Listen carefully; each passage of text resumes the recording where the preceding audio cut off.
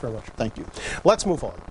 As frequently evidenced by officials nationwide, Americans, when drugs are concerned, rarely choose logic when they can opt for hysteria. Case in point, the recent hoopla over steroids. In light of the media excess, the public pronouncements, and the wailing in Washington, one would assume that the scientific evidence establishing the health risks of steroids is overwhelming. But it's not.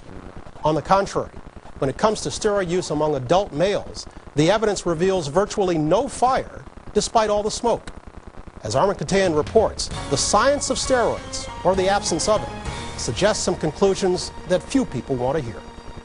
More on our top story, steroids in Major League Baseball. Unless you've been living on another planet, you've probably heard the drumbeat getting louder and louder by the day. This is an epidemic in America. From local news to national news. They can cause a whole host of problems. Some people have died from steroid abuse. All the way up to Capitol Hill, where Congress has held hearing after hearing after hearing on leveling the playing field and saving the children.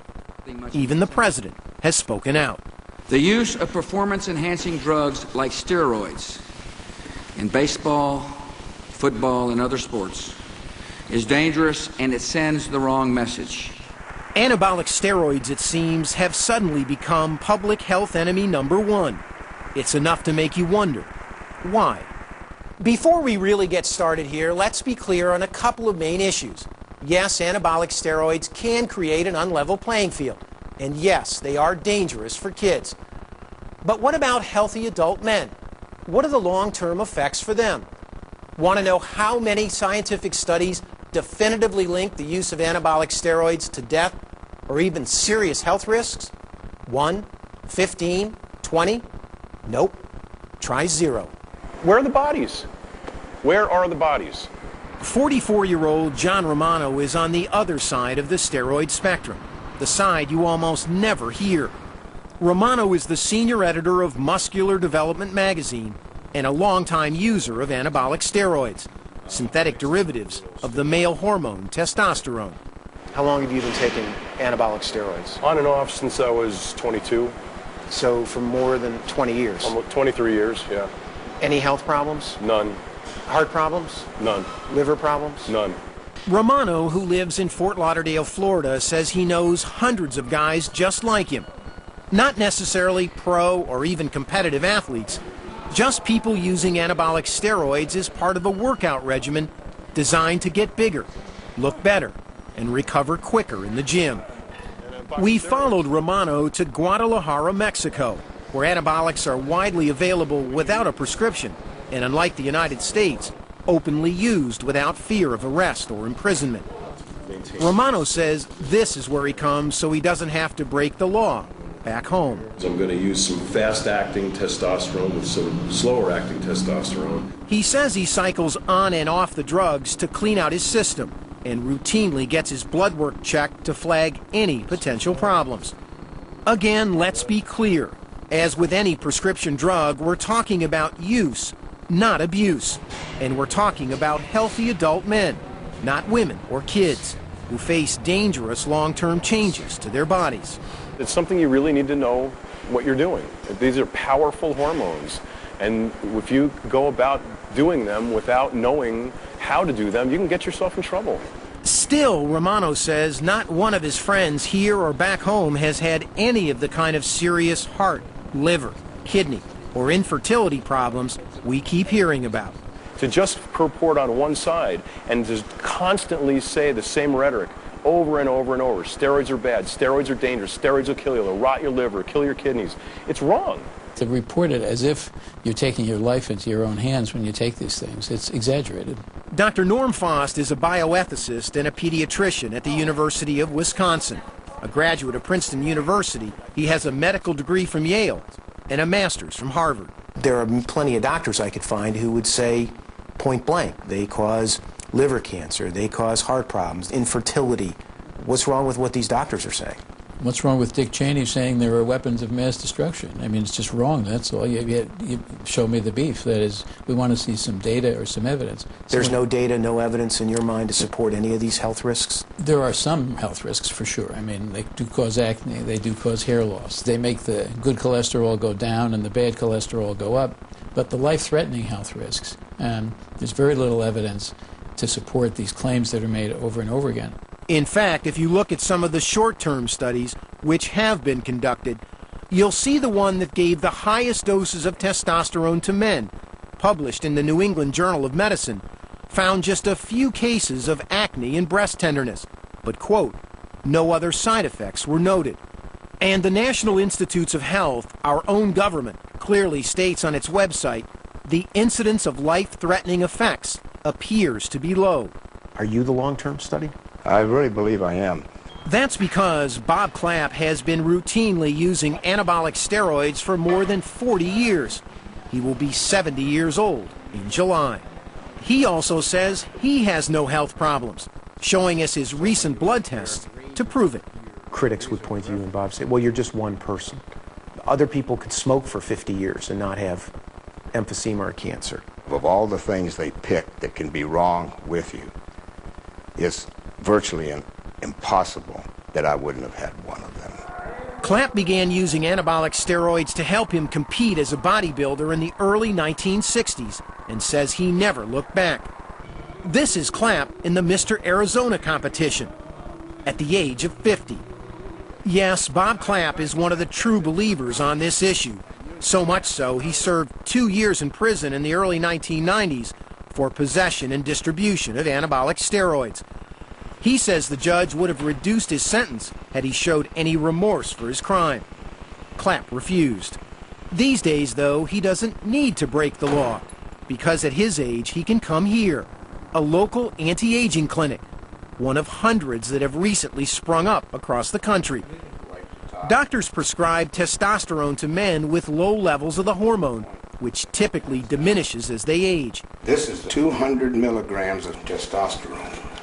It's called hormone replacement therapy. Over the 40 years that you've been using, how many people do you know personally that have used anabolics? 2,500. 2,500. That I just absolutely know. In other words, I did the following. I observed it, I injected it, I went to prison for it.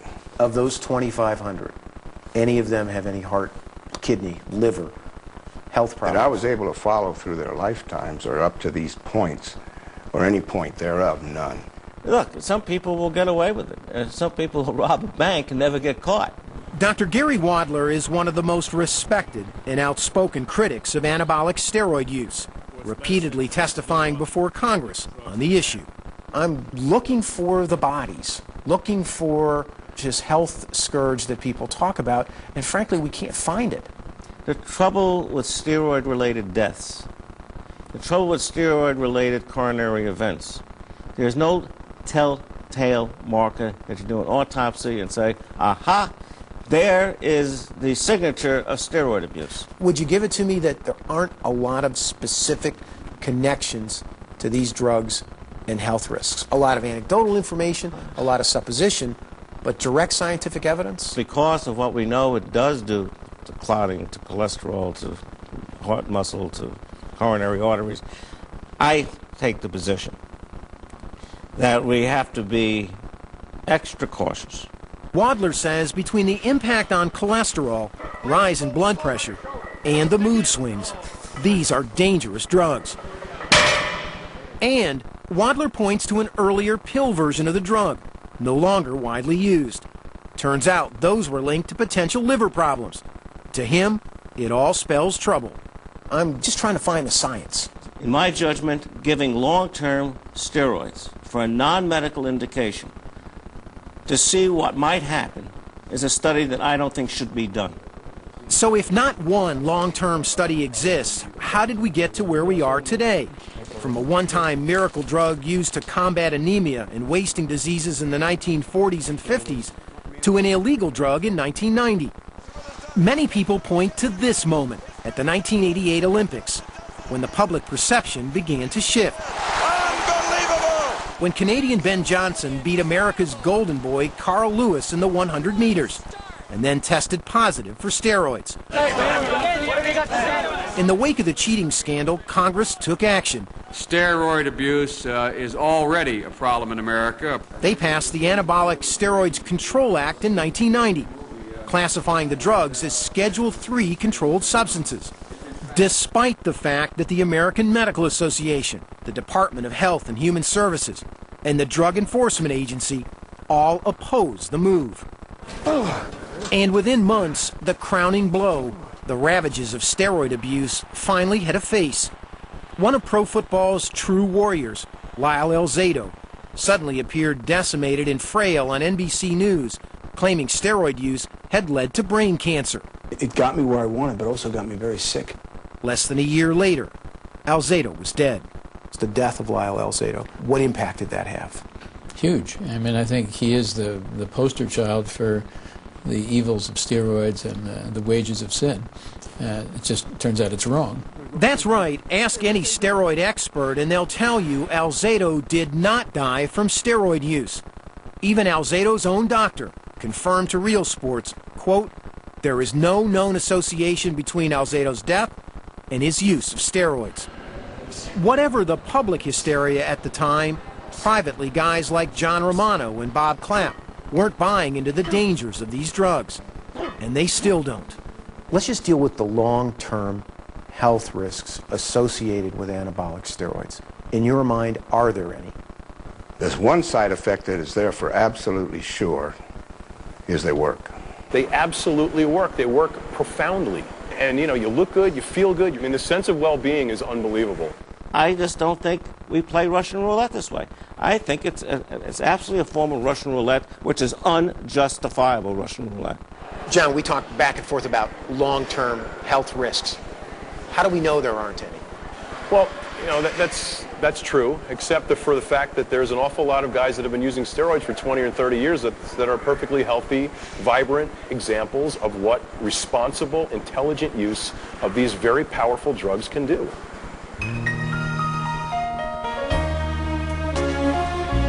Armin, the first question's pretty obvious. In the absence of health damage, how do you explain the uproar? Well, it's a lot of anecdotal evidence, Brian. I think that's the way you have to look at it. Certainly, something like deaths, for example, there have been about a dozen supposedly linked in some fashion or form. Supposedly. Right, to anabolic steroid use. We've done the research. We talked to the chief researcher who happens to be at the U.S. Army, who has gone through all the case reports, came up with about a dozen, but they are not definitively linked to steroids in any way. So there is a lot of anecdotal evidence on both sides here. I think what we've been trying to do in this piece is just to move that pendulum back a little bit more towards the center. Your personal history on this is very revealing also, because you've been writing and reporting about this for years, and you were as guilty as anyone. Absolutely. In fact, I think if people are pointing fingers, they could certainly point them back in my direction, dating back to my days at Sports Illustrated in the mid-1980s when I was reporting this story. And frankly, when it was presented to me this time, I went, what?